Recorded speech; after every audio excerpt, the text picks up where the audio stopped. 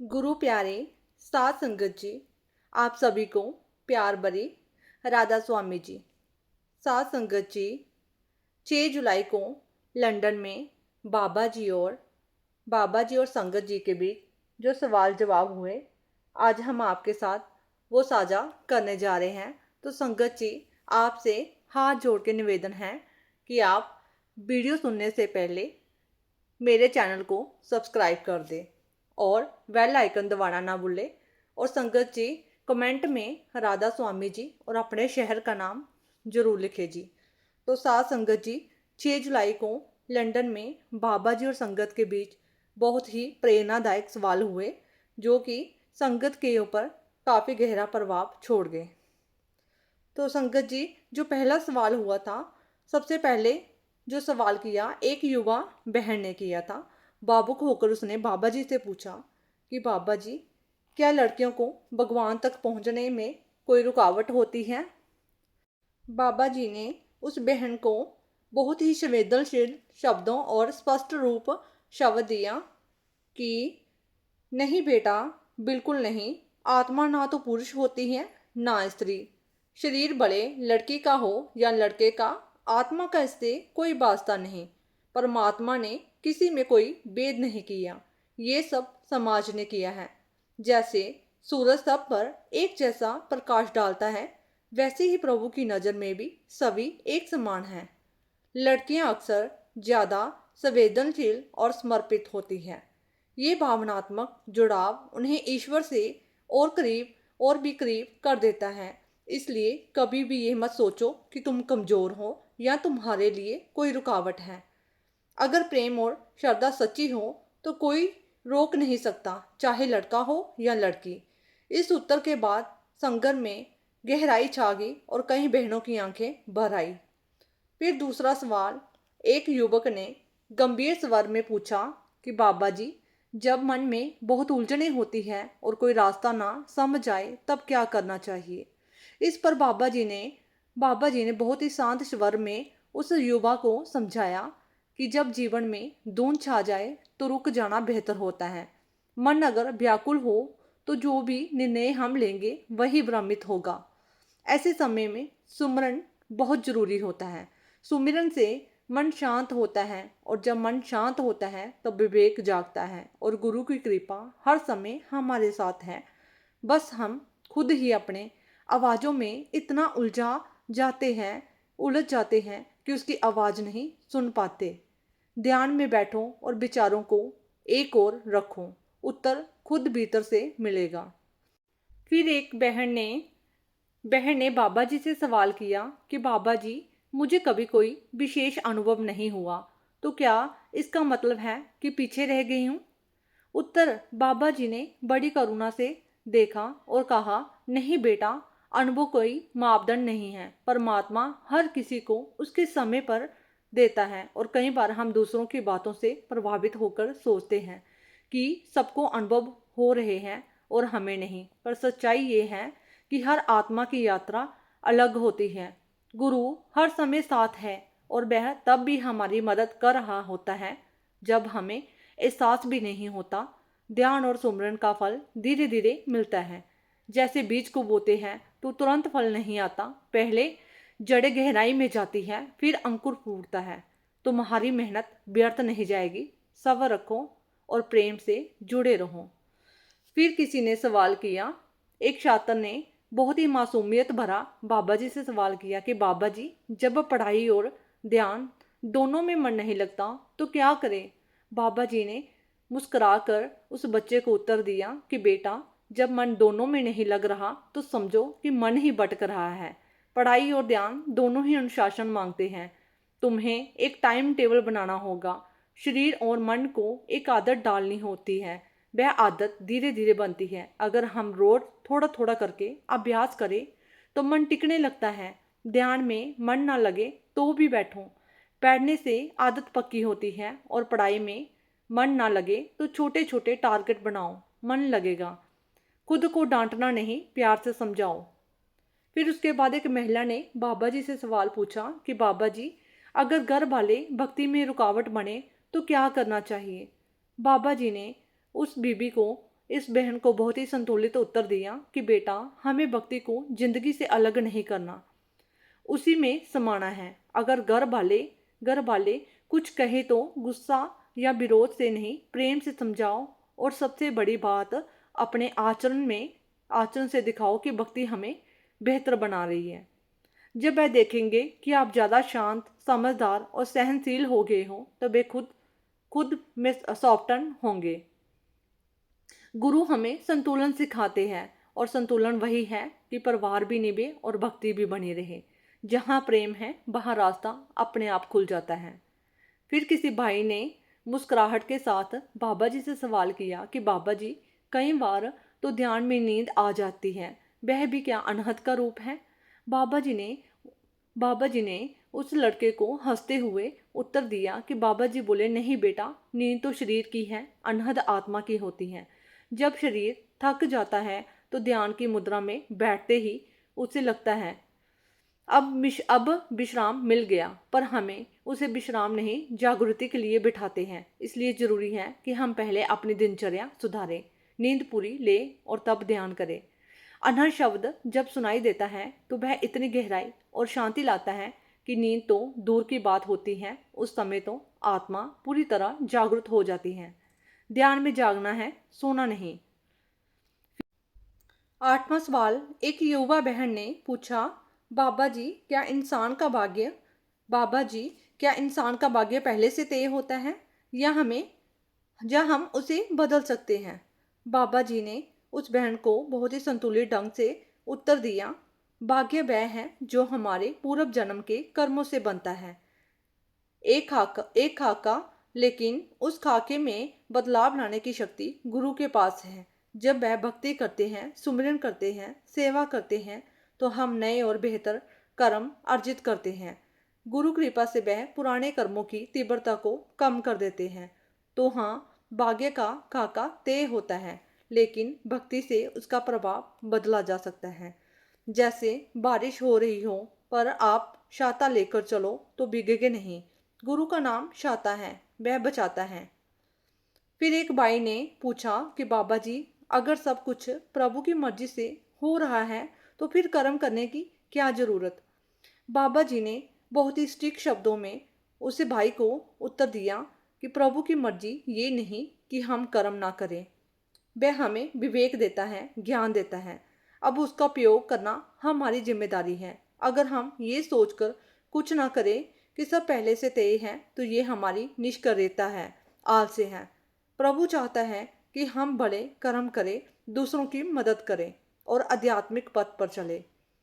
मर्जी का मतलब ये नहीं कि हम हाथ पर हाथ धर कर बैठ जाएं, बल्कि ये है कि हम कोशिश करें और फल पर मोह ना रखें। कर्म करो, प्रेम से करो, और फिर जो होगा उस गुरु की मर्जी मानो। अगला सवाल, एक युवक ने चिंतित होकर पूछा, बाबा जी, मैं हर दिन ध्यान करता हूँ लेकिन मन फिर भी भटकता है, क्या मैं सही दिशा में हूँ? बाबा जी ने बहुत ही प्रेम पूर्वक उस युवक को उत्तर दिया कि मन का भटकना बताता है कि तुम कोशिश कर रहे हो। अगर मन बिल्कुल शांत हो जाए और पहले दिन से, तो ये यात्रा ना हुई, ये जादू हो गया। ध्यान एक अभ्यास है और अभ्यास के साथ मन धीरे धीरे नियंत्रित होता है। भक्ति कोई प्रतियोगिता नहीं है, ये आत्मा की यात्रा है।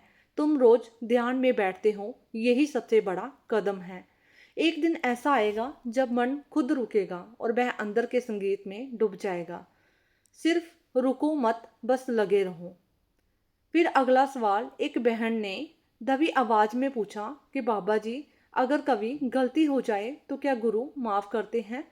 बाबा जी ने उस बहन को बहुत ही करुणा से उत्तर दिया कि बेटा, गुरु माफ करने के लिए ही है, लेकिन माफी सिर्फ शब्दों से नहीं होती, सच्चे पछतावे और सुधार की भावना से होती है। अगर हम गलती को स्वीकार करें और पूरी कोशिश करें कि वह दोबारा ना हो, तो गुरु अपनी कृपा से उस गलती को धो देते हैं। पर अगर हम बार बार जानबूझकर गलती करें और सोचे कि गुरु माफ़ कर देंगे, तो वह खुद से छल करना है। गुरु हमारे माता पिता से भी बढ़कर हैं। वे हमारी आत्मा को देख रहे हैं, हमारे अंदर की भावना को पहचानते हैं।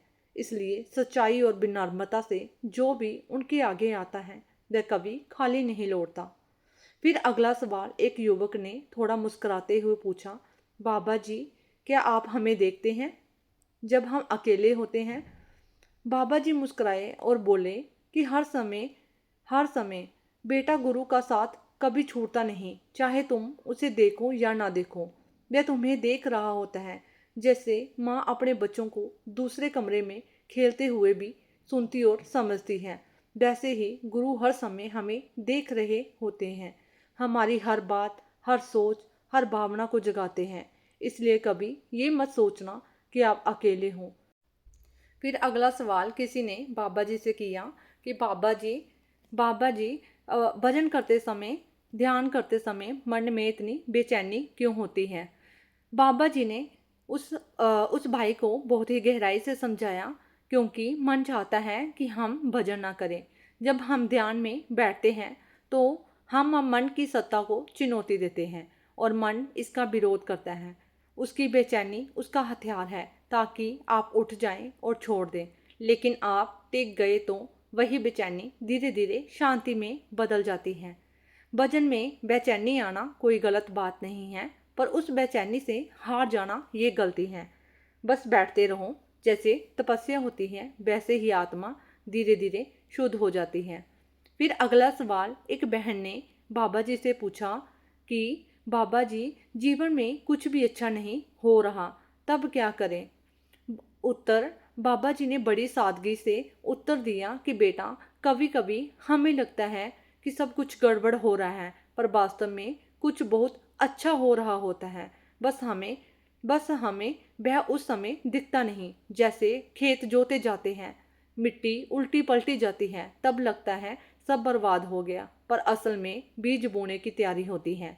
गुरु हमारे जीवन की जमीन तैयार कर रहे होते हैं, ताकि जब वक्त आए तो उसमें प्रेम और शक्ति के बीज उग सके। थोड़ा सब्र करो और भरोसा करो, पीछे मुड़कर देखोगे तो समझोगे कि जो हुआ वो जरूरी था। फिर अगला सवाल एक छोटी बच्ची ने बहुत ही मासूमियत से किया कि बाबा जी, क्या आप सच में भगवान से बात करते हो?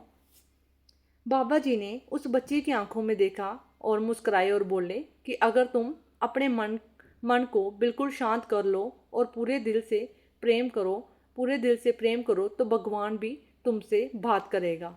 गुरु और भगवान अलग नहीं होते बेटा, दोनों एक ही रोशनी से जुड़े होते हैं। हम सबको उसी रोशनी से जोड़ने के लिए गुरु इस धरती पर आते हैं। मैं भगवान से बात नहीं करता, मैं बस उनका संदेश तुम तक पहुंचाता हूँ। और जब तुम सच्चे दिल से भजन करोगी तो भगवान तुमसे खुद बात करेगा। संगत में जैसे एक दिव्य मौन छा गया। मासूम सवाल और बाबा जी का जवाब दोनों ने हर दिल को छू लिया। फिर अगला सवाल एक युवक ने संकोच से पूछा कि बाबा जी, अगर कभी जीवन में बहुत बुरा सोच लिया हो लेकिन फिर पछतावा हो जाए, तो क्या गुरु फिर भी साथ देते हैं? बाबा जी ने बहुत ही करुणा और अपनापन स्वर में उसे उत्तर दिया कि बेटा, गुरु का साथ तो कभी छूटता ही नहीं। हम सोचते हैं कि हमने कुछ बुरा सोच लिया तो गुरु दूर हो गए, पर वह तो और पास आ जाते हैं। गुरु जानते हैं कि हम मनुष्य हैं और गलती हमसे ही होगी, पर वह देखते हैं हमारे दिल में सच्चा पछतावा है या नहीं। अगर दिल में पछतावा है और आगे बढ़ने की सच्ची भावना है तो गुरु उसकी झलक भी पकड़ लेते हैं। कभी खुद को इतना अकेला मत समझो कि गुरु छोड़ देंगे, वह तो माँ से भी ज़्यादा प्रेम करते हैं। फिर अगला सवाल एक भाई ने बाबा जी से पूछा कि बाबा जी, क्या जो लोग सत्संग नहीं सुनते लेकिन अच्छे कर्म करते हैं, क्या वो भी मुक्ति पा सकते हैं? बाबा जी ने बहुत ही संतुलन से उसे समझाया कि बेटा, अच्छे कर्म बहुत ज़रूरी हैं, वे हमारी यात्रा को सहज बनाते हैं, लेकिन केवल अच्छे कर्म आत्मा को मुक्त नहीं करते, वे तो सिर्फ अच्छे फल देते हैं। मुक्ति के लिए आत्मा को अपने घर लौटना होता है और उसके लिए सुमिरन, नाम और गुरु की कृपा चाहिए। जैसे कोई स्कूल में बहुत अच्छे से व्यवहार करे लेकिन परीक्षा ना दे तो डिग्री नहीं मिलती, ठीक वैसे ही अच्छे कर्म हमें संसार में सुख देते हैं, लेकिन आत्मा को उसकी असली मंजिल तक पहुंचाने का रास्ता गुरु दिखाते हैं। फिर अगला सवाल, एक भाई ने थोड़ा गुस्से में कहा कि बाबा जी, कोई बार बार नीचा दिखाता है, अपमान करता है, तब भी क्या हमें चुप रहना चाहिए? बाबा जी ने मुस्कुराकर कहा कि बेटा, दूसरों के व्यवहार को देखकर हमें अपनी अच्छाई नहीं छोड़नी चाहिए। अगर कोई आपको बार बार नीचा दिखा रहा है तो वह अपने कर्मों का बोझ खुद ले रहा है। आपका काम है अपने कर्मों को साफ करना। अगर आप भी वैसा ही करोगे तो फर्क क्या रह जाएगा। गुरु हमसे यही उम्मीद रखते हैं कि हम हर परिस्थिति में शांत रहें और प्रेम से जवाब दें और दूसरों के लिए उदाहरण बने। बाहर की दुनिया बदली नहीं जा सकती, पर हमारा अंदर जरूर बदल सकता है। अगला सवाल, एक युवक ने थोड़ा दुखी होकर पूछा कि बाबा जी, क्या आत्महत्या करने वाला भी आपकी शरण पा सकता है? बाबा जी का गंभीर और करुणा से उत्तर दिया कि बेटा, आत्महत्या कोई समाधान नहीं, ये तो एक बोझ जोड़ने जैसा है। जीवन की जो तकलीफें हैं वे हमारे कर्मों का परिणाम है, जिन्हें हमें साहस और सुमिरन से पार करना होता है। अगर कोई आत्महत्या करता है तो वह अपनी यात्रा अधूरी छोड़ देता है और फिर उसी से दोबारा गुजरना पड़ता है। लेकिन मालिक करुणा के सागर हैं। अगर आत्मा सच्चे पछतावे से नाम की ओर लौटे तो उनकी माफ़ी हर पाप से बड़ी है। हमें कभी भी हिम्मत नहीं हारनी चाहिए। सुमिरन हर अंधेरे को रोशनी में बदल सकता है। फिर अगला सवाल, एक भाई ने बड़ी ही मासूमियत से पूछा कि बाबा जी, क्या आप सबके ख्याल एक साथ रख सकते हैं? बाबा जी ने मुस्कुराकर उत्तर दिया कि बेटा, तुम्हारे मोबाइल में हजारों फोटो रहते हैं, फिर भी सब संभले रहते हैं ना? तो जिसने तुम्हें बनाया है वह कैसे नहीं संभाल सकता? सतगुरु आत्मा के मालिक हैं और हर आत्मा उनके ध्यान में है। तुम बस भरोसा रखो, तुम उनकी नज़र से कभी ओझल नहीं होते। फिर अगला सवाल, एक प्रेमी ने बहुत ही भावुक होकर पूछा कि बाबा जी, हम तो बहुत पापी हैं, क्या इतना पाप धोया जा सकता है? बाबा जी का उत्तर धीरे मगर बहुत ही गहराई से था। बेटा, कोई इतना पापी नहीं होता कि मालिक की दया उसे छू ना सके। अगर तुम सच्चे मन से पछताओ और नाम से जुड़ जाओ तो मालिक हर चीज़ को साफ कर सकते हैं। जैसे गंगा में गंदा पानी भी जाकर पवित्र हो जाता है, वैसे ही सतगुरु के चरणों में पड़ा हुआ पापी भी प्रेमी बन सकता है। तुम सिर्फ लौट आओ, बाकी वे खुद संभाल लेंगे। फिर अगला सवाल, एक बहन ने बहुत ही प्यार से पूछा कि बाबा जी, आप हम सबके सवाल सुनते सुनते कभी थकते नहीं क्या? बाबा जी ने हंसते हुए उत्तर दिया नहीं बेटा, माँ कभी अपने बच्चों की बातें सुनकर थकती है क्या?